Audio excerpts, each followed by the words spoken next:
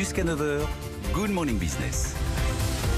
Il est 7h47 et notre invité c'est Jean-Marc Chéry, le président du directoire et directeur général de ST Microelectronics. Bonjour Jean-Marc Chéry, on voulait vous inviter ce matin parce que vous faites partie de ces entreprises de la cote qui ont agréablement surpris les marchés, les investisseurs et nous aussi avec Sandra, parce que on se dit que finalement on a du mal à croire au retour de la récession qu'on nous promet. Bon, elle sera inéluctable sans doute avec le couvre-feu, mais quand même dans le monde il y a beaucoup de choses qui vont bien, notamment grâce au marché chinois qui repart. On le voit pour Renault et Faurecia ce matin avec des très très bons résultats.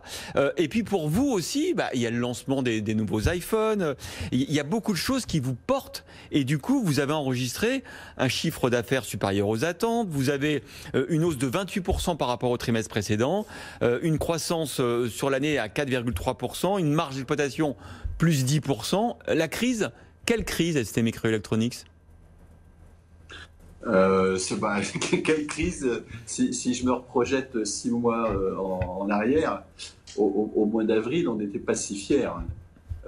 Puisque au mois d'avril, on était une des rares compagnies par contre qui avait annoncé une prévision sur l'année. On avait donné une prévision entre 8,8 milliards et 9,4 milliards. Oui, on va finir quasiment à 10 milliards. Bon, pour ça, il y a des bonnes raisons qu'on peut je dirais, mettre sur 3 étages, comme une fusée à 3 étages. Bon, d'abord, il y a des raisons de fond. Les raisons de fond, c'est que effectivement notre compagnie est positionnée sur des marchés qui sont tirés par des tendances qui répondent à des besoins, je dirais, sociétaux. Oui, la transformation vers le véhicule électrique, la transformation vers le véhicule avec plus de contenu digital, notamment pour la sécurité, permettent à l'industrie d'être plus automatisée, permettent à l'industrie de moins consommer d'énergie, les objets connectés, la 5G, bon, vous voyez, tout ça, c'est des raisons de fond sur lesquelles on est positionné, et donc qui nous donne une base de business qui est solide. Oui, c'est un marché dominé malgré tout par les États-Unis. Comment on fait la différence quand on est franco-italien ? C'est par les produits et la technologie. Et d'ailleurs, c'est une très très bonne question que vous êtes en train de me poser. Parce que c'est l'enjeu des années futures qui est en train de se passer. Aujourd'hui, effectivement, une société de semi-conducteurs comme ST, qui a ses usines en France et en Italie, qui est une société européenne, oui, grâce à son innovation, à sa technologie, à ses produits, à ses ingénieurs, peut aller vendre des produits et des technologies partout dans le monde. Pourquoi ? Parce que l'économie est ouverte et globalisée. Et qu'est-ce qui est en train de se passer avec l'affaire Huawei ? C'est que le grand risque que l'on a, c'est que l'économie se découple et que l'industrie du semi-conducteur se découpe. Le fameux G2 dont parle votre homologue, le président de Foxconn. Hein. Voilà.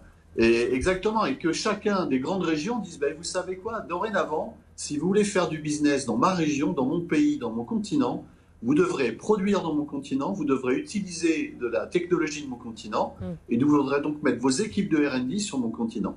Donc c'est ça le grand risque de l'économie et des semi-conducteurs, si on continue effectivement à mettre des restrictions sur des règles d'exportation pour des raisons que je ne veux pas discuter et que je ne veux pas juger, mais qui avant étaient juste valables pour l'industrie militaire et spatiale, et maintenant qui ont été étendus au domaine industriel, grand public, communication. Ça veut dire, c'est ça le grand risque aujourd'hui. Jean-Marc Chéry, ça veut dire, c'est intéressant ce que vous dites, ça veut dire que vous dites le G2, une économie qui soit duale, n'est pas dans votre intérêt, ça ne va pas vous permettre d'aller dans les téléphones ou dans les équipements 5G d'Ericsson et de Nokia. Vous préférez, vous, un monde globalisé où vous pouvez vendre vos puces en Chine, par exemple.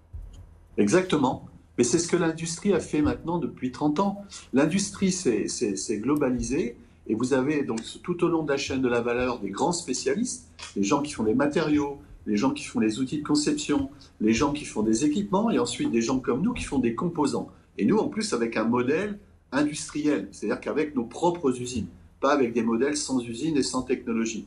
Mais l'énorme avantage, c'est qu'on adresse tous les marchés. Si vous voulez, on fait 95% de notre business en dehors de la France et l'Italie. 75% de notre business en dehors de l'Europe. Si effectivement l'économie se découple et que les Chinois n'achètent qu'aux Chinois, les Américains qu'aux Américains, vous voyez bien que des sociétés comme les nôtres, qui sont des sociétés globales, vont devoir sérieusement repenser leur stratégie. Et en tant que CEO de ST, eh ben, effectivement, c'est quelque chose sur lequel j'alerte en disant, bon, attention, va falloir s'arrêter avec ces mesures de limitation d'exportation pour des raisons X, Y, Z. Et en tant que président de l'Association européenne du semi-conducteur, c'est ce que j'ai fait aussi, et mon homologue américain aussi le fait. Mais vous voyez, bon, votre question était très pertinente, parce qu'elle m'a permis de vous passer tout de suite ce qui me frustre depuis quelque temps, à savoir l'incapacité maintenant d'expédier des pièces à Huawei, alors que pendant 30 trimestres consécutifs, nous avons développé une relation avec ce client et nous avons cru continuellement pendant 30 trimestres. Et en T4, on facturera 0, puisque depuis le 15 septembre, on ne ship plus aucune pièce. Vous êtes bloqué dans vos expéditions pour la Chine aujourd'hui ? Oui, nous sommes bloqués. Oui. Parce que c'est une mesure de représailles par rapport à la... Non, c'est simplement les règles d'exportation qui ont été dictées par l'administration américaine, qui vous imposent d'obtenir une licence si vous voulez, envoyer des pièces donc à Huawei. Ça s'appelle, c'est la loi d'extraterritorialité. Souvent, j'ai mon cerveau qui se bloque sur ce sujet. Et donc, si vous voulez expédier des pièces à Huawei, vous devez obtenir une licence d'exportation. Et ces licences, nous ne les avons pas et je n'ai pas de visibilité pour quand je les aurai. Mais, en tout cas, voilà, ça c'est un point. Non, mais c'est passionnant. Vous m'avez permis d'en discuter, mais c'est un point important qu'il faut comprendre. Bon, maintenant, oui, j'en reviens sur les bonnes nouvelles de la compagnie.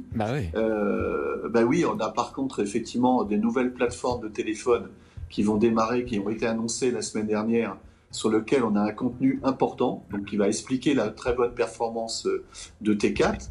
Et puis, le dernier point, c'est que, comme certains de nos collègues, la Chine est importante pour nous. 30% de notre chiffre d'affaires est fait en Chine, et la Chine est repartie au niveau pré-Covid. L'industrie chinoise est extrêmement dynamique.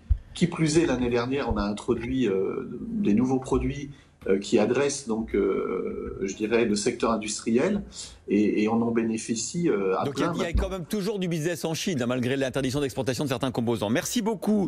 Oui, mais si vous voulez, c'est le risque. Le risque, c'est que tout ça s'accélère après. C'est-à-dire que vous ayez à un moment donné des mesures de rétorsion qui manqueront peut-être pas d'arriver. Et donc ensuite, vous avez encore une escalation, donc d'autres secteurs qui sont concernés. Et après, on arrive à une économie globale qui est découplée. Et je pense peut-être que tout ça va... C'est passionnant. On vous réinvite, vous reviendrez en plateau, Jean-Marc Chéry, président directoire général de ST Microélectronique. Peut-être que tout ça va changer avec l'élection américaine. On va en parler tout de suite.